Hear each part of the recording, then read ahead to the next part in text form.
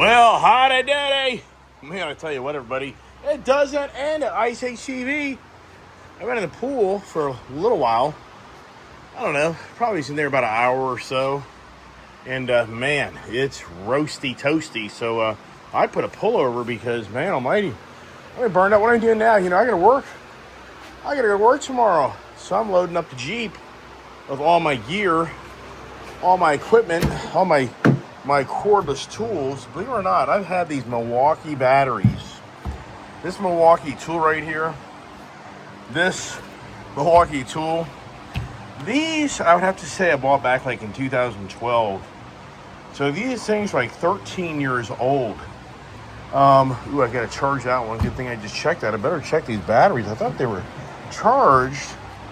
That one is, but they don't last like they used to. So I gotta charge this one here. I'm gonna go over to my charging station over here with all my crap everywhere. It just doesn't end. But yeah, I'm gonna go to work when you own your own company. And this week's gonna be horrendous on the it's gonna be horrendous of the heat coming in. And I got jobs to do, so it's a total bummer. But anyway, so getting all my gear set up for tomorrow. And the thing is, this is the irony.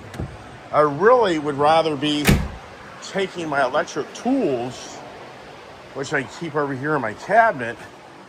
I'd rather be using my Milwaukee. I'm a Milwaukee guy. Craftsman's crap. I'd rather be using my corded tools, corded grinder, with my Lightning truck. Because that Lightning truck, when it comes to working on that truck and powering off of it for electric tools, it's phenomenal. So this truck here, the Lightning, has power ports up front, power ports in the back, and the local Ford dealer is taking them twice to figure out what's wrong with his tailgate, and they can't figure it out. But they did figure it out. It's a module. So the problem is, I need this tailgate to come down and load equipment, and it doesn't. So there's no way without doing severe damage to myself and the truck, so I can't work out of this truck, which I've already worked out of this truck. I mean, even though I even tarnish the electric vehicles, I gotta tell you, for what we do every day in my business, running around doing 150 mile, 200 mile days, we save a lot of money on fuel. And the technology of things is incredible, of the adaptive cruise, the blue cruise. I mean, so there's so many pluses to this truck, and so many people on my channel, like, just get rid of it. I don't know, man. I mean, I'll never ever get it back. And this is an incredible vehicle to work out of. I mean, it's a very practical. This here, it's okay. I mean, it's okay, but it's not big enough. So it doesn't have the storage capability like the Ford truck does. So it's a much smaller platform truck. It doesn't have the power ports to run electric. Any of these, even my heavy duty Bison over there, it has a power port in the back of the bed. When I go to run my Sawzall or my grinder or my hammer drill, it won't work. It doesn't work. It's the biggest joke in the world. It's like, it's a plug to plug in to basically power your phone, I guess. And the bed is so high up in the air, it's very challenging. Same thing here. There's no power. And this truck sits up so high, and the bed is compromised because of that spare tire, but it's a very small bed. So it's not the work truck you want to work out of. The race truck, forget that. That's, it's incredible. I reached out to Koons Baltimore Ford first thing this morning, sent them pictures, sent them a video, sent them VINs, sent them the bill of sale, and you know what? Nothing. You know what I got a response from? On Mark, that's the, I guess the general sales manager up there. So I reached back out to him about 1 o'clock today, and I said, hey, any numbers? And he's like, hey man, we're slammed. We're slammed. That Koons Baltimore Ford, that place is a gold mine. It's a gold mine. It has the demographics of the people that just will buy a car no matter what. And it's government based, so they have the most incredible clientele in this DC area, it's the government guaranteed customers they have all day long. And it's just incredible.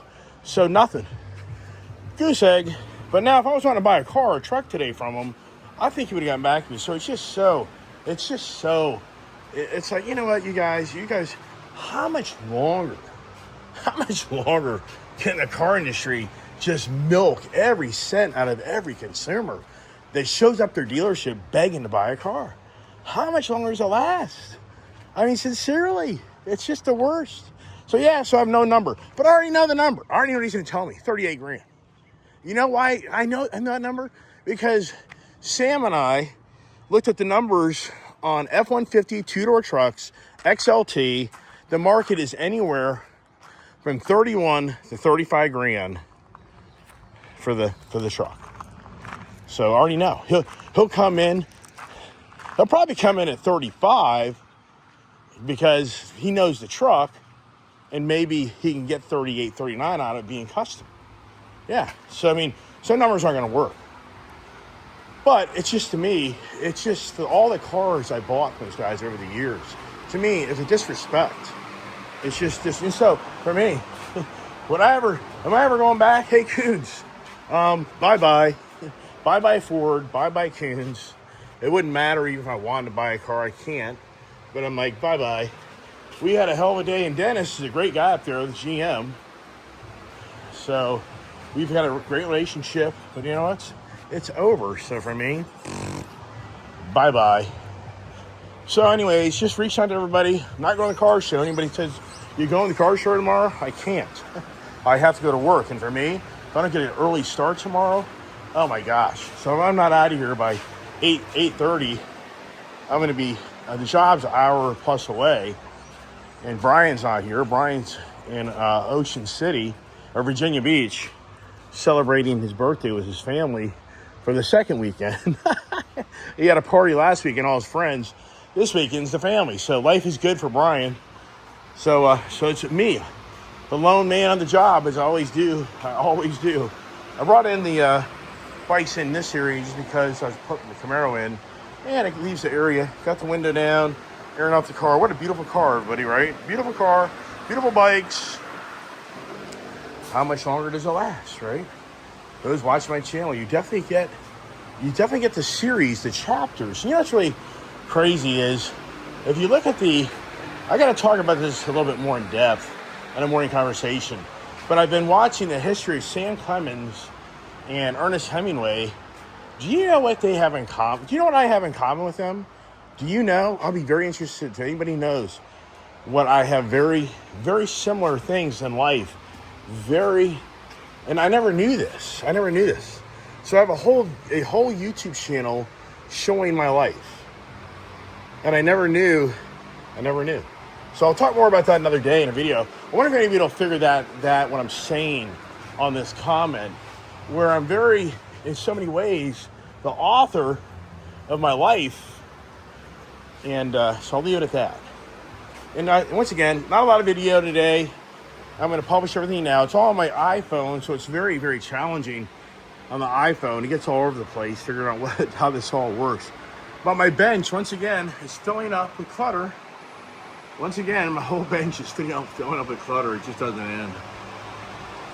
The wife went to church, so that's a good thing. And the wife and I are not hating each other. We have differences of views and opinions, and that's where it gets very, very challenging. So that's what's going on in the channel. It's just some things going on in our life right now that, she thinks one way. She thinks something is not a big deal and it's okay. And I, on the other hand, am saying no. No, it's not okay. So it's not about the repossessions. It's not about the cars.